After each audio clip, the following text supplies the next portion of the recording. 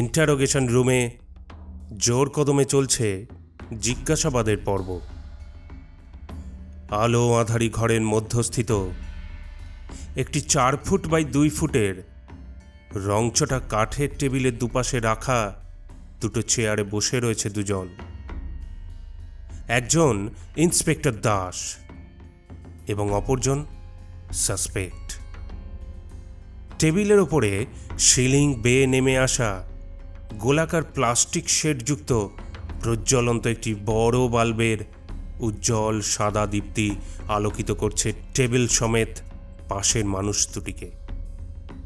ইন্সপেক্টরের একের পর এক প্রশ্নবাণে বিদ্ধ হয়ে যথাসম্ভব উত্তর দেওয়ার চেষ্টা করে চলেছে সন্দেহভাজন অপরাধী। তাহলে আপনি স্বীকার করছেন তো গত সোমবার মানিকতলার যে বাড়িটায় দুর্ঘটনাটা হলো তার নেপথ্যে সমস্ত দোষ আপনারই? হ্যাঁ। ইন্সপেক্টরের প্রশ্নে সম্মতিসূচক মাথা নাড়ালেন অপরাধী। আপনি নিজে থেকেই কেন আত্মসমর্পণ করলেন?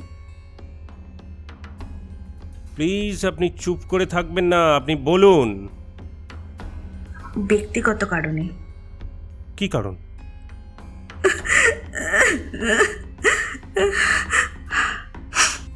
একটা কান্নার দমক এসে আছড়ে পড়ে আসামির চোখে। বলবো, সব বলবো।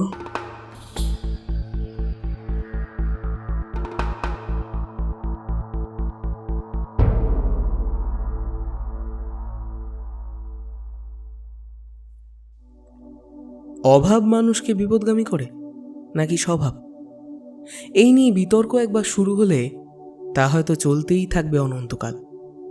বাস্তবে আমরা মূলত এই দুই প্রকারের ইন্ধনের প্রাধান্য দেখতে পাই মানুষের মানবতাহীন অপরাধ প্রবণতার ঘটনাগুলোতে। তাই মনে হয় সংযমের অভ্যাস সকলেরই থাকা উচিত, দরিদ্রেরও ধনীরও। আর 5টা দৈহিক অসুস্থতার ন্যায় এই সংযমহীনতাও বোধহয় একটা অসুখ। এর থেকে আমাদের সকলেরই বেরিয়ে আসা উচিত যদি আমরা আমাদের চারপাশটা আরও বেশি নিরাপদ ও প্রাণবন্ত দেখতে চাই। এরকমই এক সংযমহীনতার কাহিনী নিয়ে আজকে আমাদের গল্প স্বীকারোক্তি। রচনায় শাশ্বত চট্টোপাধ্যায়। লেখকের জন্ম 1997 সালে হাওড়ার লিলুয়ায়। গল্পকুঠির ডিজিটাল প্ল্যাটফর্মের মাধ্যমে শুরু হয় লেখালেখি। এরপর ছোট গল্প নামক অনলাইন পত্রিকা, আখর কথা প্রকাশনী এবং সাতকাহন প্রকাশনী থেকে প্রকাশিত গল্প সংকলন, বাংলাদেশের পাবনা জেলা থেকে নিয়মিত প্রকাশিত সংবাদপত্র দৈনিক বিবৃতি তথা ওপার বাংলার একটি সাপ্তাহিক পত্রিকা সাপ্তাহিক অগ্নিবীণাতে প্রকাশিত হয়েছে তার লেখা। আজকের স্বীকারোক্তি গল্পটি প্রকাশিত হয় অজরা নামক ডিজিটাল ম্যাগাজিনের শারদ সংখ্যা 1427। শুরু হচ্ছে আজকের গল্প স্বীকারোক্তি।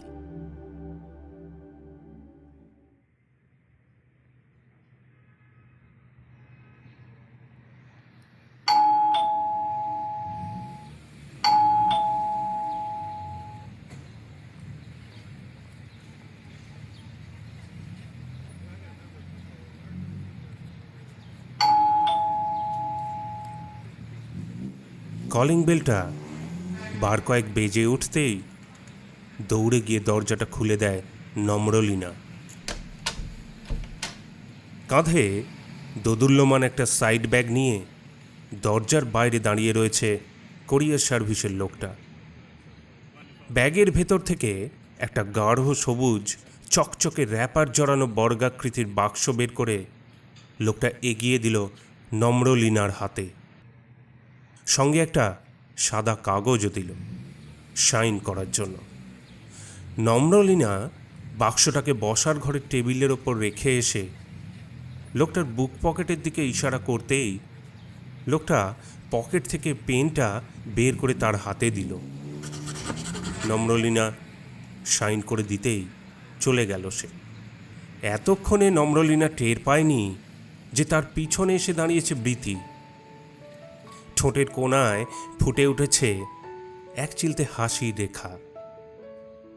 কলিং বেলের আওয়াজ শোনা মাত্রই সে আন্দাজ করতে পেরেছে যে তার মাসির পাঠানো জিনিসটা চলে এসেছে।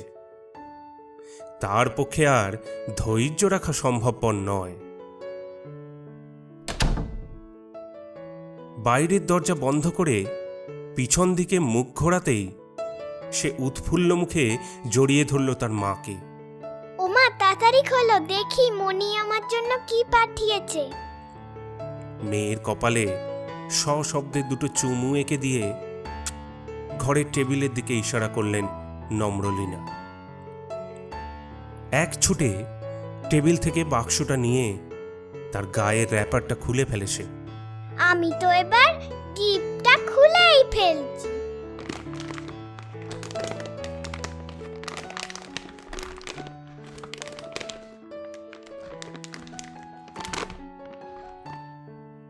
জানলার গ্রিল ভেদ করে আসা বাইরের ঝাঁ রোদে স্নান করে রয়েছে টেবিলটা। বাক্সটা খোলা মাত্রই তার ভেতর থেকে উঁকি মারা একটা বেবি ডলের মাথা দৃষ্টিগোচর হয় বৃতির। ওমা দেখো দেখো কি সুন্দর পুতুল। কোমল হাত দুটো দিয়ে আলতো করে পুতুলের মাথাটা ধরে বৃতি পুতুলটাকে বার করে আনলো। ও মা, কি সুন্দর পুতুলটা! পুতুলটার দিকে মুগ্ধ দৃষ্টিতে চেয়ে বলে উঠল নম্রলীনা। প্রায় 8 থেকে 9 ইঞ্চি লম্বা পুতুলটা হাঁটু গেড়ে হামাগুড়ির ভঙ্গিমায় তৈরি। পুতুলটার মুখে একটা হাসির ছাপ স্পষ্ট। পুতুলটার পেটের কাছে রয়েছে একটা সুইচ। সেটা টিপতেই মেঝেতে হামাগুড়ি দিতে শুরু করলো পুতুলটা।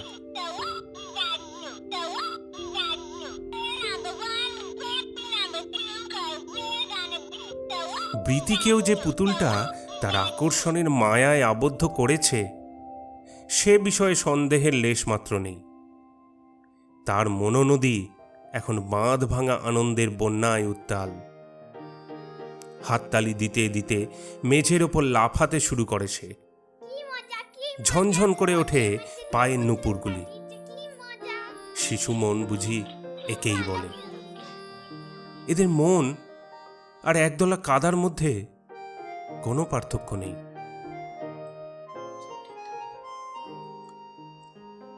ওদের কথাবার্তায় ঘর থেকে বেরিয়ে এলেন বৃতির বাবা। স্কুল শিক্ষক হওয়ার সুবাদে গরমের ছুটিটা বাড়িতে বসে দিব্যি উপভোগ করছেন তিনি। ঘরে নিজের ল্যাপটপে স্কুলের কতগুলো ইম্পর্টেন্ট ডকুমেন্টস নিয়ে নাড়াচাড়া করছিলেন। ছুটি শেষে সেগুলো সাবমিট করা অত্যাবশ্যক। কি হয়েছে? এত হই হুল্লোড় কিসের জন্য? চড়া গলায় জিজ্ঞাসা ছুঁড়ে দিলেন তাদের দিকে।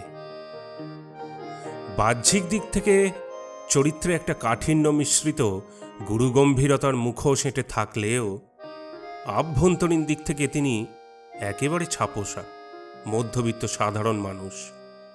তাই বৃতির হাতে পুতুলটা দেখা মাত্রই পুতুলটার সৌন্দর্য তাকেও আপ্লুত করল। শালীর প্রশংসায় পঞ্চমুখ হয়ে উঠলেন তিনি। তোমার বোনের পছন্দের তারিফ না করে পারছি না। বৃতির জন্মদিনটা ঠিক মনে রেখেছে। Really she is amazing. স্বামীর সঙ্গে তাল মিলিয়ে নম্রলীনাও উপুর করে দিল ভূয়সী প্রশংসার ডালি। ছোটবেলা থেকে ও এই রকমই, জানো, ভালোবাসা, দায়িত্ব জ্ঞান ওর মধ্যে সবসময় একটু বেশি। আর এই গুণগুলোর জন্যই ও সবার থেকে আলাদা। গত পরশু যে বৃতির জন্মদিন ছিল সেটা কিন্তু ও ঠিক মনে রেখেছে। দেখো, ব্রাজিলের একটা ট্রাভেল এজেন্সির ম্যানেজিং ডিরেক্টর নম্রলীনার বোন মাধুর্য। বছর 6 হলো সে কলকাতা থেকে গিয়ে সেখানে জয়েন করেছে। নিজে সশরীরে উপস্থিত না থাকতে পারলেও প্রতি বছরই বঞ্ঝির জন্মদিনে কোনো না কোনো উপহার সে পাঠাবে। সুতরাং স্বাভাবিকভাবেই বৃতির এবারের 5 বছরের জন্মদিনেও এই নিয়মের বিরূপ সাধিত হয়নি। বাক্স থেকে পুতুলটা বের করার পর থেকেই বৃতি সেটার ব্যাটারি অন করে দিয়েছে। ছোট্ট কুকুরের মতো পুতুলটা ঘুরে বেড়াচ্ছে বসার ঘরের এ প্রান্ত থেকে ও প্রান্ত। কখনো ঢুকে যাচ্ছে ফ্রিজের কোণে, তো কখনো ডাইনিং টেবিলের তলায়, আর বৃতি সেটাকে বারবার উদ্ধার করে আনছে সেখান থেকে। ইতিমধ্যে বৃতির বাবা পুনরায় ফিরে গিয়েছেন নিজ কর্মে। দূরের কোনো এক বাড়ি থেকে রেডিওয় ভেসে আসছে রবীন্দ্রসঙ্গীতের মৃদু মন্দ গুঞ্জন। নম্রলীনা বৃতিকে বলল, কি রে, সারাদিন কি শুধু পুতুল নেই খেলা হবে? একবার মাসিকে ফোন করে থ্যাংক ইউটা তো জানাতে হবে নাকি? তোর জন্য কত সুন্দর একটা উপহার পাঠিয়েছে। চ, মাসিকে একটা ফোন করি। প্রত্যুত্তরে কেবল খিলখিলিয়ে হাসল বৃতি। টেবিলের সামনে একটা চেয়ার টেনে নিয়ে বসে নম্রলীনা ডায়াল করে বোনের নাম্বারটা।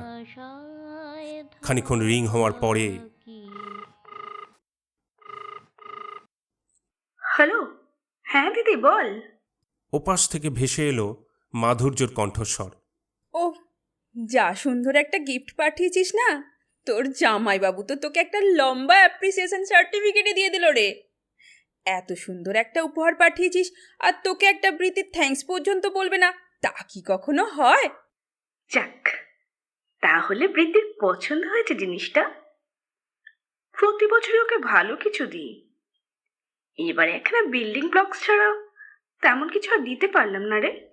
বোনের কথায় ভ্রুকুটির উদয় হয় নম্রলীনার কপালে। বিল্ডিং ব্লকস মানে? হ্যাঁ, বিল্ডিং ব্লকস। কিছু মনে করিস না, এবার না ভালো কিছু কিনবার একদম সময় হয়ে ওঠেনি রে। তাহলে বেবি ডলটাকে পাঠালো? Baby doll? মাধুর্যর মুখ থেকে শব্দগুলো হোঁচট খেতে খেতে নির্গত হলো। কিছু একটা বলতে যাচ্ছিল সে, কিন্তু তার কথা যেন পেটের ভেতরেই দম আটকে মরে গেল। কারণ তার আগেই ফোনের অপর প্রান্তে শোনা গেল সারা বাড়ি তোলপাড় করা এক ভয়ার্ত বিস্ফোরণের শব্দ, এবং সেই সঙ্গে দুটি মানুষের তীব্র আর্ত চিৎকার। বুকের পাঁজর বিদীর্ণ করে বেরোনো সেই আর্ত চিৎকারকে ছাপিয়ে যাওয়া বিস্ফোরণের বিকট শব্দে কম্পমান হয়ে উঠল আকাশ বাতাস। তারপর একেবারে নিস্তব্ধতা, চতুর্দিকে ঘনায়মান চরম নিস্তব্ধতা।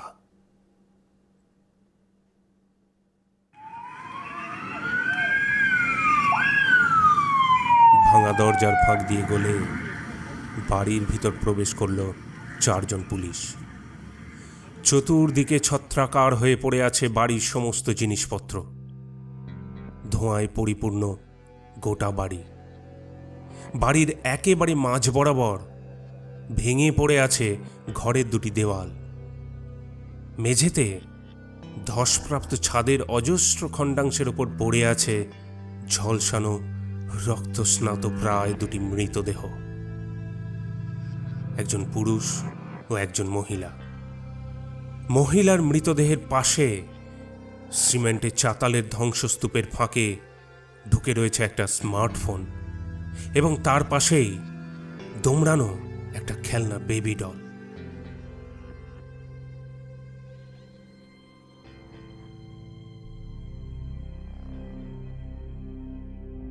বুক পকেটে রাখা নোটপ্যাড এবং পেন বার করে ইন্সপেক্টর দাস আসামিকে বললেন, এখানে আপনার জবানবন্দি পুঙ্খানুপুঙ্খভাবে নোটবদ্ধ করা হবে। এবার আপনিই বলুন কিভাবে আপনি মানিকতলার ওই বাড়িটাতে ঘটে যাওয়া বোমা বিস্ফোরণের সঙ্গে জড়িত। আশা করি আপনার সমস্ত কর্মকাণ্ডের অকপট স্বীকারোক্তি আমি পাব। খানিকক্ষণ নির্বাক হয়ে থাকার পর মুখ থেকে কথা বেরোয় আসামি মাধুর্য সেনের। যারা ব্লাস্টে মারা গিয়েছে তারা আমার দিদি আর জামাইবাবু। ও, আই সি। ছোটবেলা থেকে আমি পড়াশোনায় খুব ভালো, ক্লাসে স্ট্যান্ড করতাম। বড় চাকরি করার ইচ্ছেটা ছিল তখন আগা গোড়াই। আমার দিদিও পড়াশোনায় উত্তম মানের ছাত্র ছিল। কিন্তু অর্থাভাবে তার বেশি দূর আর পড়াশোনা হয়নি। ওই একটা নিম্ন মধ্যবিত্ত পরিবারের যা হয় তাই আর কি। বাবা প্যারালাইসিসে অকালে অথর্ব হয়ে পড়ায় প্রাইভেট কোম্পানি সুপারভাইজারের চাকরিটা থেকে প্রিমেচিওর রিটায়ারমেন্ট নিতে হয়। তখন অচল সংসারের একমাত্র সম্বল হয়ে দাঁড়ায় কেবল বাবার জমানো ওই কয়েকটা টাকার ইনভেস্টমেন্ট। এমন অবস্থায় দিদির টিউশনি এবং মায়ের ওই বাড়িতে বাড়িতে রান্নার কাজ কোনো প্রকারে টেনে নিয়ে চলে সংসারের জোয়াল। তবে এই অচল সংসারের ঝড়ঝাপটা আমার দিদি আমার পড়াশোনার গায়ে কোনো দিনও লাগতে দেয়নি। চাকরি করার জেদটা তখন আরো শিকড় কেড়ে বসেছিল মস্তিষ্কে। বিকম অনার্স নিয়ে ফার্স্ট ক্লাস পাশ করতেই অনেক খুঁজে ব্রাজিলে একটা ট্রাভেল এজেন্সির ম্যানেজিং ডিরেক্টরের পোস্টে অ্যাপ্লাই করি। সৌভাগ্যবশত মাসখানেকের মধ্যে আমার কল এসে যায় সেখান থেকে। স্যালারি মোটা অঙ্কের। অর্থের হাতছানির লোভের জলে আষ্টে পৃষ্ঠে বেঁধে ফেললো আমায়। যেন এক লহমায় সত্যি করে দিল ছোটবেলা থেকে তিলে তিলে বুনে চলা আমার বামন হয়ে চাঁদে হাত দেওয়ার স্বপ্নটাকে। এদিকে আমার দিদিও ততদিনে সুপাত্রস্থ হয়েছে, পাত্র পেশায় শিক্ষক। ইন্সপেক্টর দাস সমস্ত কথাগুলো শুনে চলেছেন এবং মাঝে মাঝে পেন ঘষে চলেছেন তার নোটপ্যাডের পাতায়। ব্রাজিলে চলে যাওয়া মাসখানেক গড়াতেই আমি জানতে পারলাম আসলে ট্রাভেল এজেন্সি ভনিতার আড়ালে একটা বড় টেররিস্ট গ্যাং অপারেট করে চলেছে। ভাবলাম চাকরিটা ছেড়ে তখনই পালিয়ে আসি, কিন্তু ততক্ষণে অর্থলোক যন্ত্রচালিত পুতুলের মতো আমায় আত্মপান্ত সম্মোহিত করে ফেলেছে। সুতরাং সহজে আমাকে দলে টেনে নেয় ওরা। কিছুদিন পরে আমি কলকাতা ঘাঁটিতে চলে আসি। খবরটা কিন্তু কেউই জানতো না। আমার আত্মীয় স্বজন, পাড়া প্রতিবেশী, এমনকি আমার নিজের বাড়ির লোকেরাও নয়। সবাই জানতো আমি ব্রাজিলেই রয়েছি। একটু থামল মাধুর্য। সমস্ত ইন্টারোগেশন রুমটা একটা ঘুমোট আবহাওয়ায় ডুবে রয়েছে। রুমের আলো আঁধারি পরিবেশ, পলেস্তারা খসে পড়া দেওয়াল এবং সিলিংয়ের প্রতিটি কোনায় কোনায় মৌচাকের মতো পুঞ্জীভূত ধুলোর রাজ্য রুমটাকে যেন রহস্যাবৃত করে তুলেছে। বাই দ্য ওয়ে, আপনার দিদির বাড়ি সার্চ করে একটা বাচ্চাদের পুতুল খুঁজে পাওয়া গেছে, অথচ গোটা বাড়ি সার্চ করে আপনার দিদি এবং ওনার হাজব্যান্ডের ডেড বডি ছাড়া আর কোনো বাচ্চার লাশ তো পাওয়া যায়নি। বাড়িতে কোনো বাচ্চা নেই, অথচ সেখানে একটা খেলনা বেবি ডল। Very strange. ইন্সপেক্টরের কথায় আবার মাধুর্য নীলাভ দু চোখে উপচে পড়ল কান্নার জলোচ্ছ্বাস। চোখ দুটো যেন ভেসে উঠল বুকের ভেতর পুঞ্জীভূত এক সমুদ্র কান্নার জলরাশিতে। কাঁদবেন না miss Sen, please control yourself. মাধুর্য বলতে আরম্ভ করল। আমার দিদি বিয়ের পরপরই প্রেগনেন্ট হয়। মেয়ের শখ ছিল ওর খুব। বলতো মেয়ে হলে নাম রাখবে বৃতি। সে আশা ওর পূর্ণ হয়। একটা ফুটফুটে আলোর মতো কন্যা সন্তানের মা হয় আমার দিদি। কিন্তু সেই আলোর মেয়াদ বোধহয় ক্ষণস্থায়ী ছিল। বৃতির প্রথম জন্মদিনে ওকে দুপুরে ঘুম পাড়িয়ে দিদি রাতে পার্টির জন্য অ্যারেঞ্জমেন্ট করতে থাকে। একই শীতকাল, উপরন্তু বৃতির আবার একটু ঠান্ডা লেগেছিল। বৃতিকে ঘুম পাড়িয়ে ওর গায়ে একটা ব্ল্যাঙ্কেট চাপা দিয়ে বেরিয়ে আসে আমার দিদি। মিনিট 15 বাদে যখন যায়, ততক্ষণে সব শেষ। ব্ল্যাঙ্কেটে মুখ ঢাকা পড়ে চিরতরে নিঃশ্বাস বন্ধ হয়ে গেছে বৃতির। চিরতরে নিঃশ্বাস।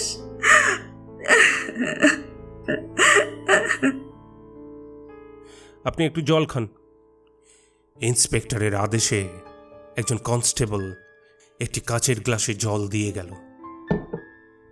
সেটা এক চুমুকে গলায় চালান করে আবার বলতে শুরু করলো মাধুর্য।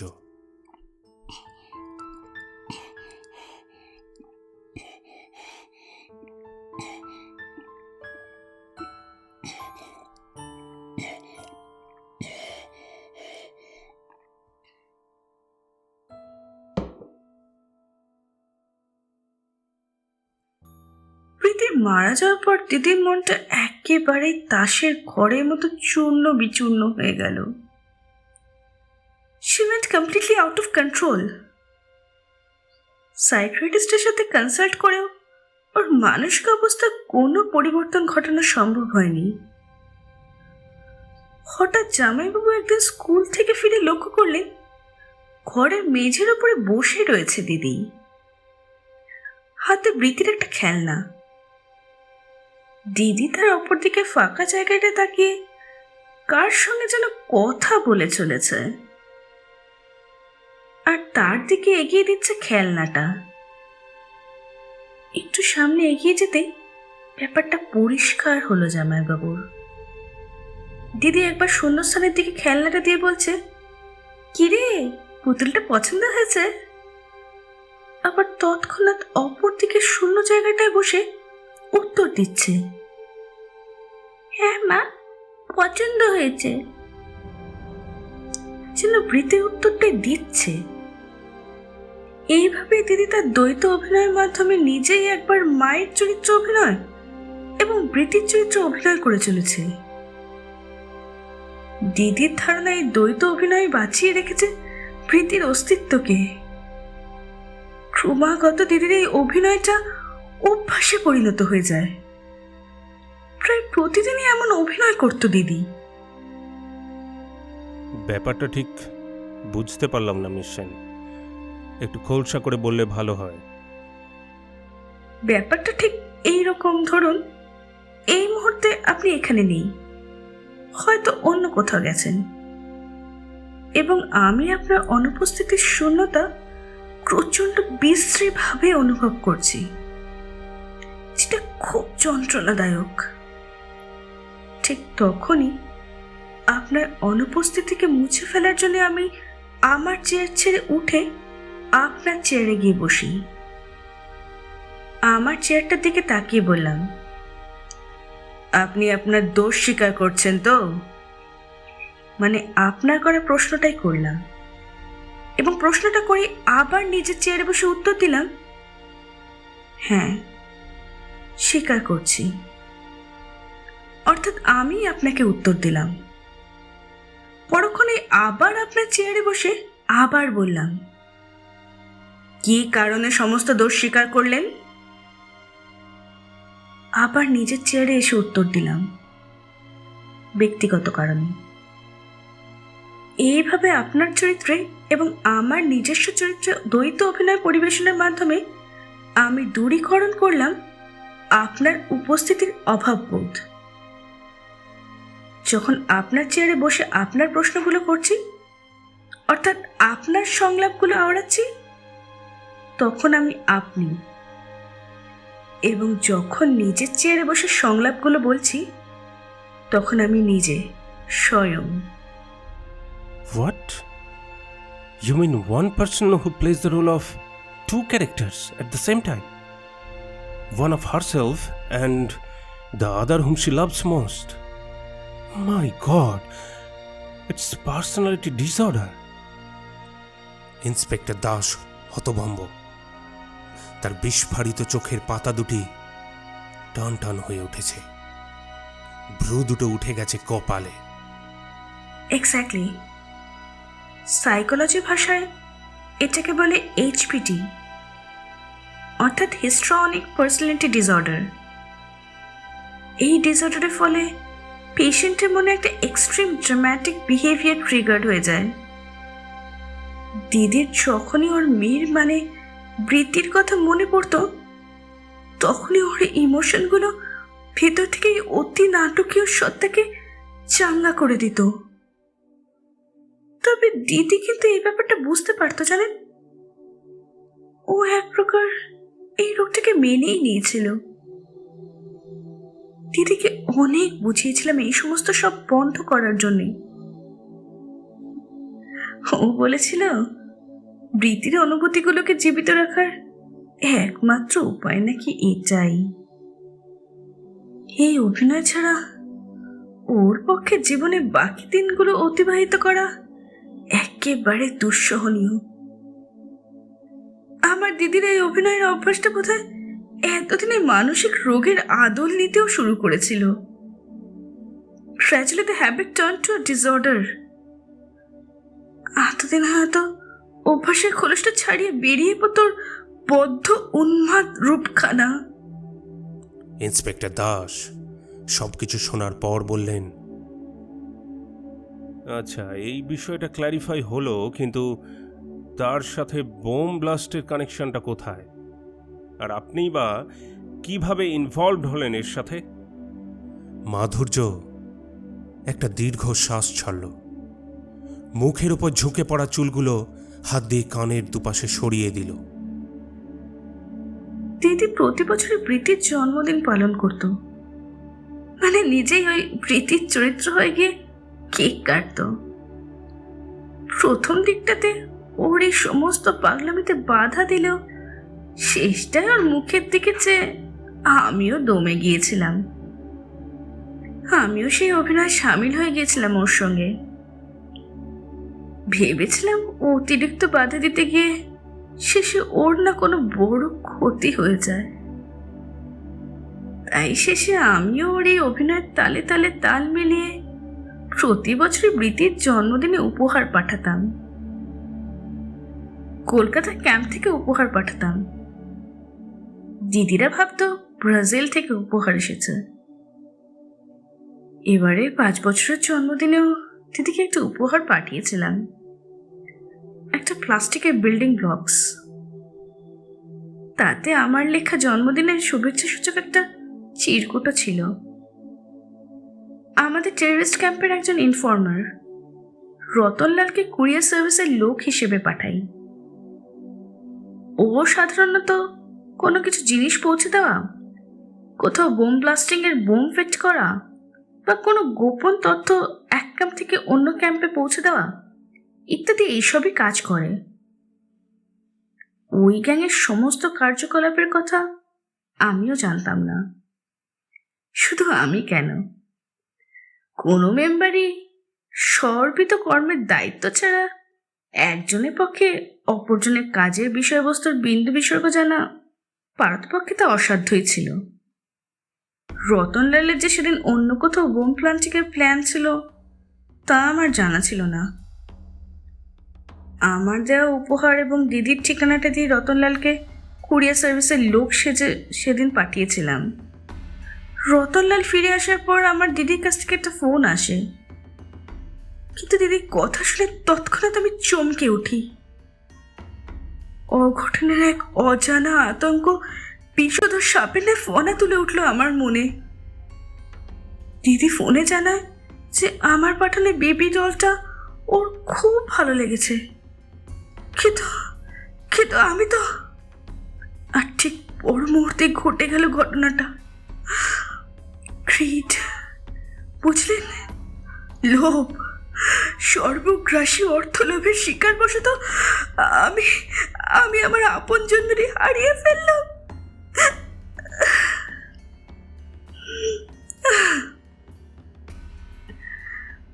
বাকিটা তো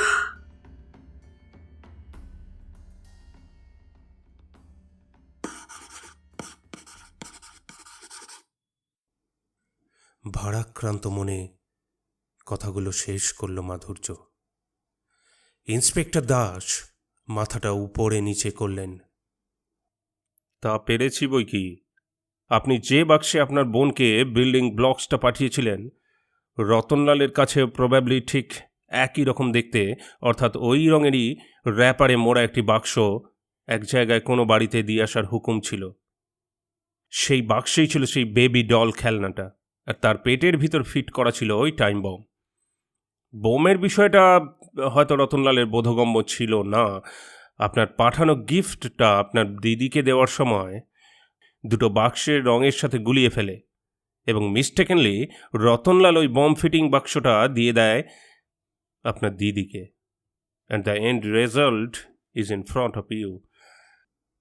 মাধুর্য অর্ধনমিত মস্তকে প্রস্তর মূর্তির মতো নির্বিকার। চেয়ার ছেড়ে উঠে পড়লেন ইন্সপেক্টর দাস। আগামী সপ্তাহে আপনাকে কোর্টে প্রডিউস করা হবে। আপনার বয়ান অনুসারে খুব শীঘ্রই আমরা কলকাতার ঘাঁটিটাও ঘেরাও করব। পালাতে ওরা পারবে না।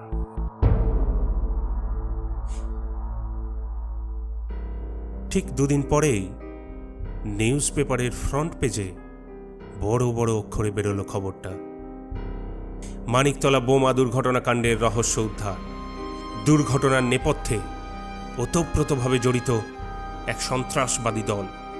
পুলিশ রিপোর্টে জানা গেছে এই সন্ত্রাসবাদী দলের একজন সদস্য বোমা দুর্ঘটনায় নিহত মহিলার বোন। তিনি এই দুর্ঘটনার সঙ্গে পরোক্ষভাবে জড়িত।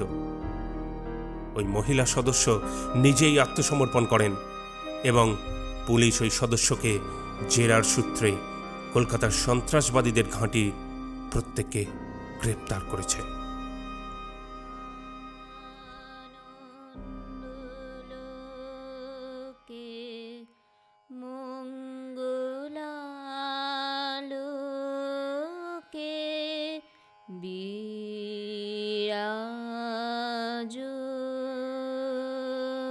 সত্য সুন্দর